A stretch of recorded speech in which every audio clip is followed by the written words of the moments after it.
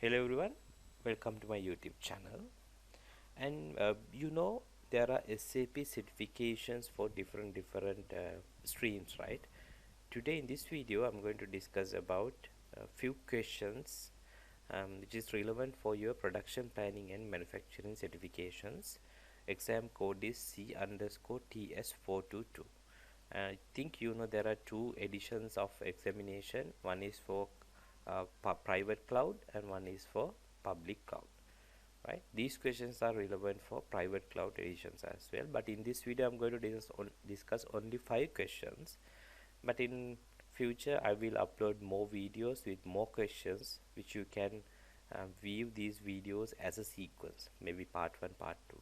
Okay, but I will discuss all the concept as much as possible in detail, which you can understand the theories very well and you can confidently face to your SAP examinations, right? So first question, what does it says? The planning strategy requires the entry of plan independent requirement at the sub assembly level. So the in-house production of this component can be triggered before a finished goods sales order is received, right? To understand this question, you should know about these keyword: plan independent requirements, sub assembly, right?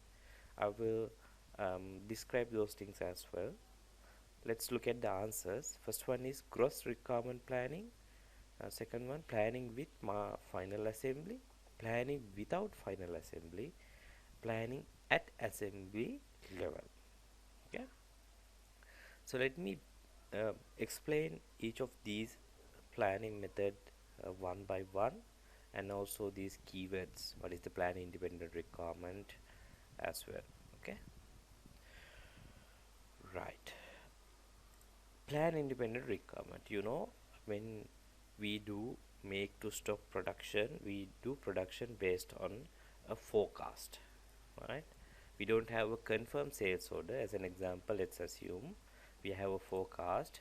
Manufacturing company for the 2026 January forecast is 500, February 600, March 550, right? So this is sales forecast. So what company does is they convert this forecast into a production plan and then they create plan independent requirement. So after you run your MRP based on these plan order requirement, production orders are getting first the plan orders, production proposals are getting created, right? So that's the plan independent requirement. And next keyword is sub assemblies, right?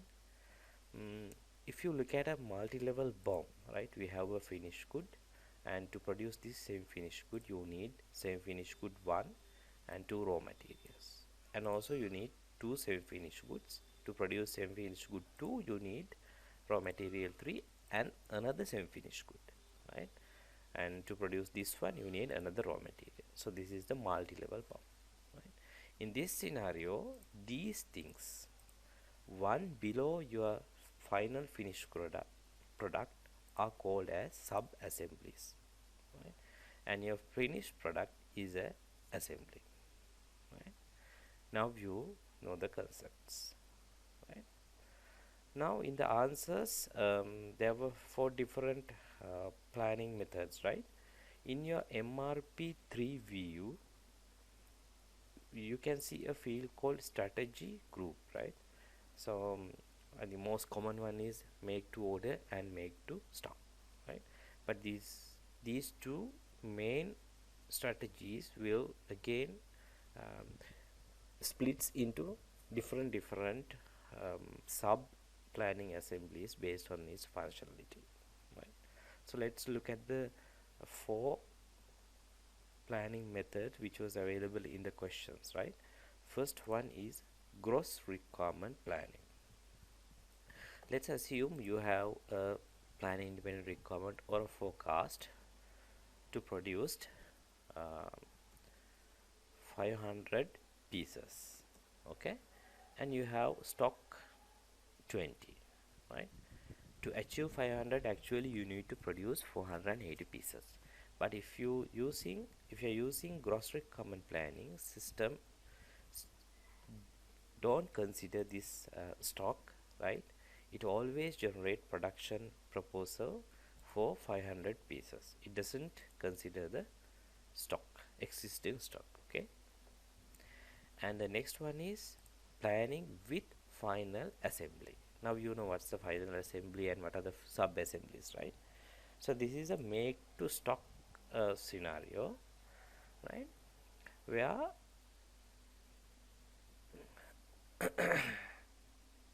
you do your forecast, right? Let's say for the 2026 January you have a forecast of 500 pieces, and for that you generate a PIR, plan independent requirement, of 500, and after MRP you get a plan order of 500 and you convert it to a production order. Okay, now let's assume you produced it and then you receive a sales order, right? After you receive your sales order, what happens is your forecast requirement will be reduced from sales order quantity, and your forecast will be changed as 250 because you already produced and you have a confirmed sales order for 250 pieces, right? So in this method you plan including the final assembly, you produce and keep. Okay. So the next strategy is planning without final assembly. You know what the final assembly, right? That means you produced lower level of the bombs, semi-finished goods level, and you keep it, right? Once the confirmed sales order comes to your company, you start producing finished goods using the semi-finished goods, right? So sales order triggers the final assembly. Okay.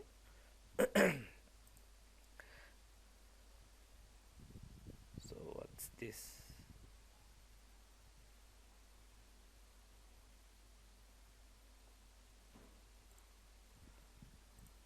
Right. Final one. Planning at assembly level. Okay. So when you have a complex bomb structure, like I explained, multiple bomb levels, same finished goods and also finished goods level, right? What you do is you plan each of the same finished good level. You plan this one and you plan this one and you plan this one, right? So what you do is based on your forecast of each of the levels, you produce and you keep the stocks, right?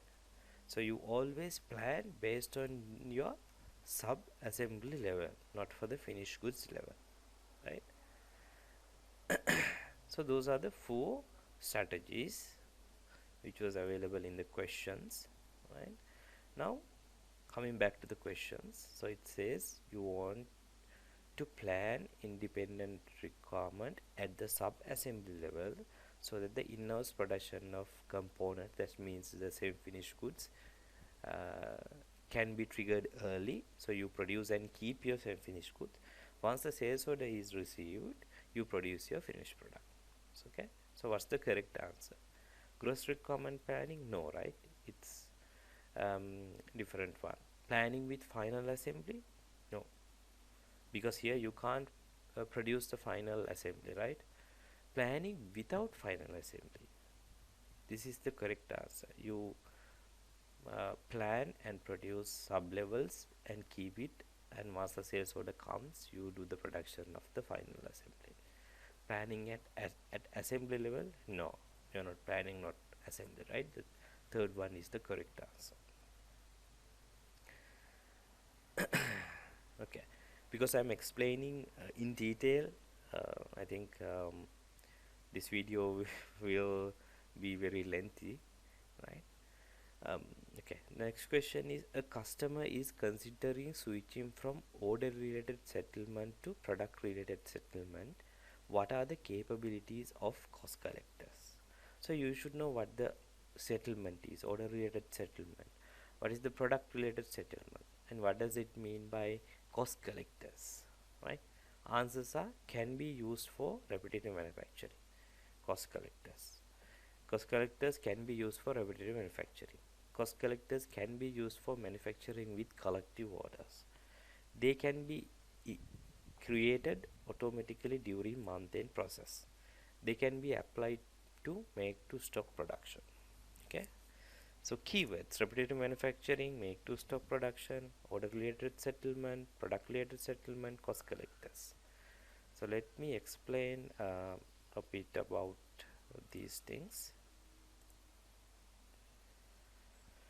Production order settlement, order related settlements, right?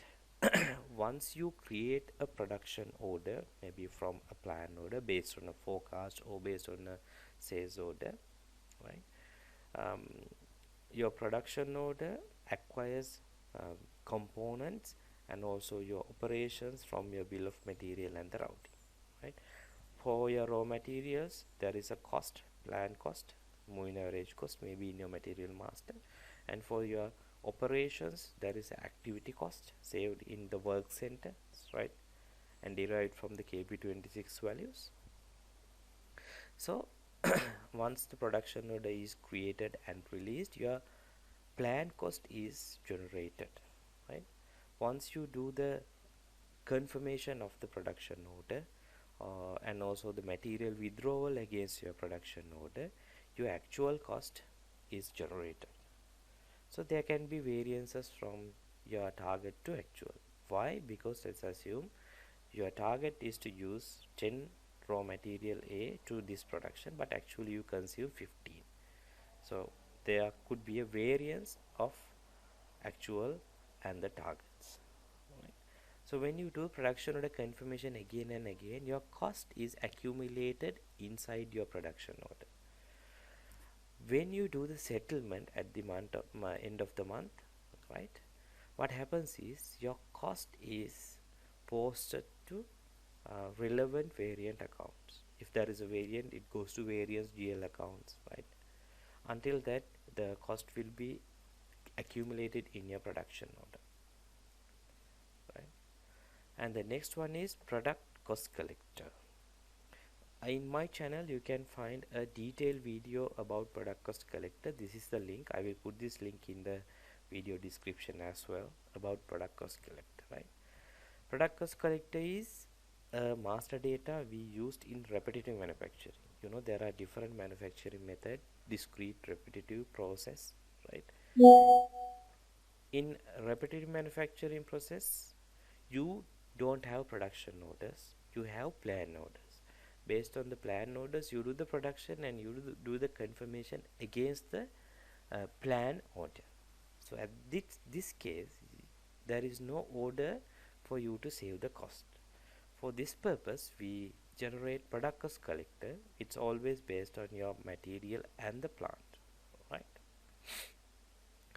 Once you do the plan order confirmations, the cost is accumulated in this product cost collector for repetitive manufacturing, right? Because there is no other place. Okay, for the detailed explanation, refer this video.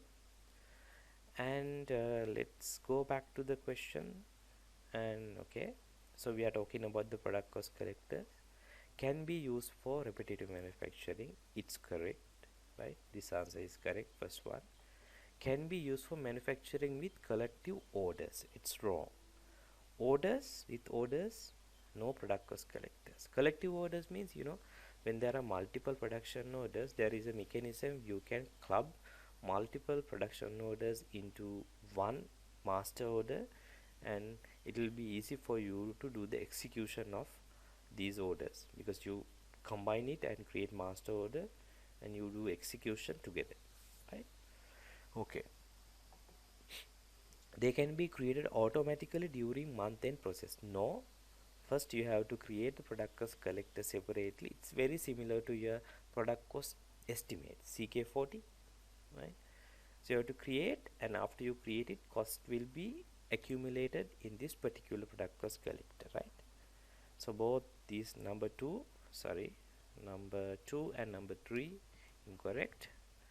And the next one is they can be applied to make to stock production. Correct. Even they can be applied to make to order production, but it should be repetitive manufacturing based on your plan orders. Okay, right. Third question: to ensure the warehouse operator only stages components in the exact required quantity for each production order. Right. Stage means you, for a particular production order, you consume your raw materials, withdraw raw materials from your warehouse, right? Which warehouse material staging method would you recommend? For answers, pick parts, Kanban, create parts, release order parts, right? Actually, this last one is not even a method, right? Staging not method, but these three, let me explain briefly. Picking. Okay, maybe I'll go with Kanban. Kanban model, let's say you have a production line. For production line, you're using raw materials, and in the production line you have a big container, and for this container you are moving raw materials from your warehouse, main warehouse, or maybe directly from supplier to this container, and this raw material will be consumed to the production line.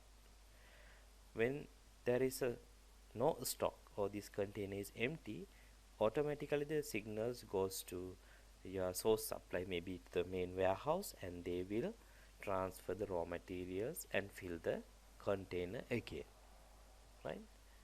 So in this method you manage your production for very efficiently because you don't keep unwanted stocks. It's automated, right? When you need, signal goes and automatically it comes to your production flow.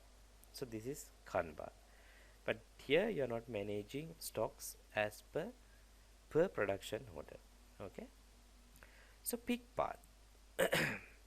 There is a process called a creative pick list. Standard transaction is your 27. Pick list creation and consume raw materials, there is a separate video. I will put this link also in the description of the chat. In my channel, refer this, you will get a detailed understanding. So this is the screen, right? You can give it the production order, and if you execute it, it will show the raw materials which is available inside your production order. Then you can pick the raw materials and you can save. Then the raw materials will be reduced from your warehouse inventory and will be consumed to your production order. Create part. This is a concept comes from extended warehouse management. I'm not going to explain very in detail, right? This is not against particular production order consumption. So go back to the question. So now what is the answer? It's pick parts, right? Kanban, no. Create parts, no. Release order parts, I think there is nothing, no staging method like this. Anyway, you have to release your production order before do any material withdrawals. Okay, so moving to next question. The procurement type of your material is set to E, in-house production. Which of the following is valid to determine a source of supply in SAP S/4HANA? Right? Purchasing info record, selection method, contract, and production version. So E means you manufacture this product in your production flow, and it's asking what is the source of supply you use to determine valid source of supply to determine a valid to determine a source of supply, right? Okay, first one, procurement type, right? It says E. In the MRP2 tab you can see the procurement type. So we have E means in-house production, and there is another one for external procurement, and you can select both procurement. Priority 1 to in-house production and the priority 2 is to do the purchasing, right? Like a trading business. So production version, for this one also in my channel you can see a um, separate video regarding the creation of a production version, right? I will put this link in the description too. Okay, so what is the production version? Maybe let me explain it briefly. For particular material, you can see the material for against a plant, for a specific validity period, for a specific lot size, you can define what is the bill of material and what is the routing, the production steps which you are going to consider during your MRP, material requirement planning, right? So validity period and the lot size means, let's assume you have a two production machine, and you define, okay, machine A, month of January you are going to use machine A, and month of February you are going to use machine B. In this case you have to put your material twice here, and you can put the two different validity period, and you can keep the same BOM, but you can use a different routing. Lot size means, okay, machine A produce orders which is less than 1000, machine B produce orders which is more than 1000. Okay, so anyway, the production version is a place where you keep your link between your material and your BOM and the routing. Purchasing info record, I think you know what the info record is, right? You create purchasing info record for particular material and a vendor, so you use this in purchase orders, purchase side, maybe in a purchase order or a quotation, or could be a contract, right? Or could be a outline agreement. So but you use it to define the price, not only price actually. In info record you can maintain purchasing terms, conditions, and also delivery tolerances and general data, lot of things, right? But anyway, it's not relevant to source of supply determination, right? Selection method, because this was one of the answers. If you are using SAP ECC, the one before the S4HANA, you can see there is a tab or the box called selection method.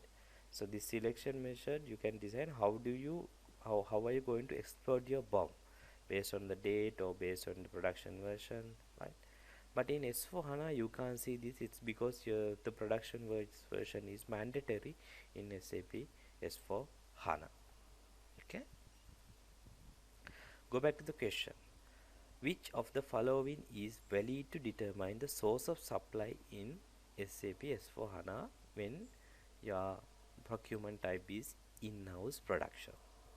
I think it's very easy, right? Answer is production version, because based on your production version you define the BOM and the routing to create a plan order after the MRP run, right? So that means you are determining a source of supply.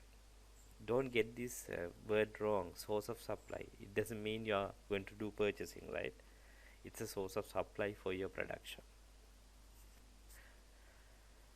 Info record wrong, selection method wrong, contract wrong.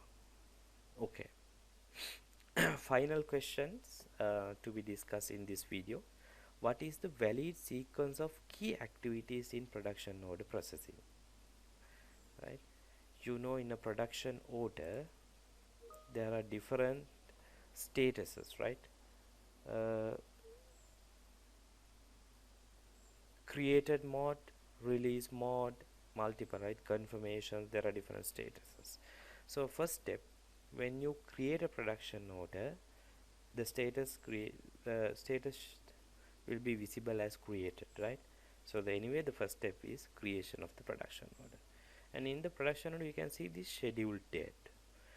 As soon as you create a production order, SAP automatically schedules your order based on your routing types, right?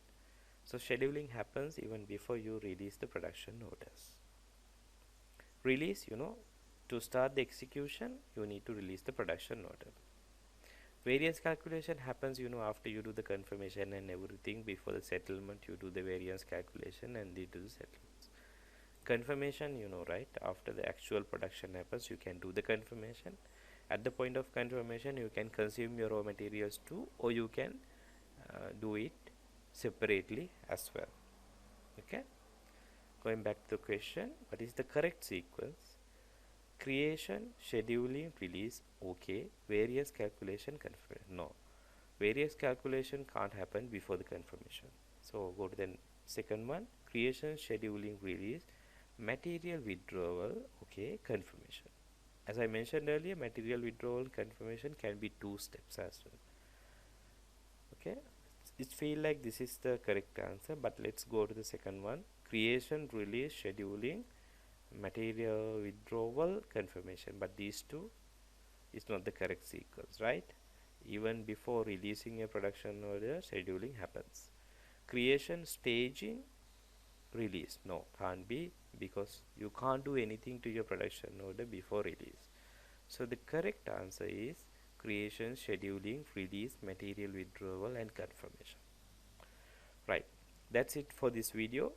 Thanks for watching. Please subscribe my YouTube channel. I'm going to upload more videos for question discussions. I want to give you a confidence to face your actual SAP examinations.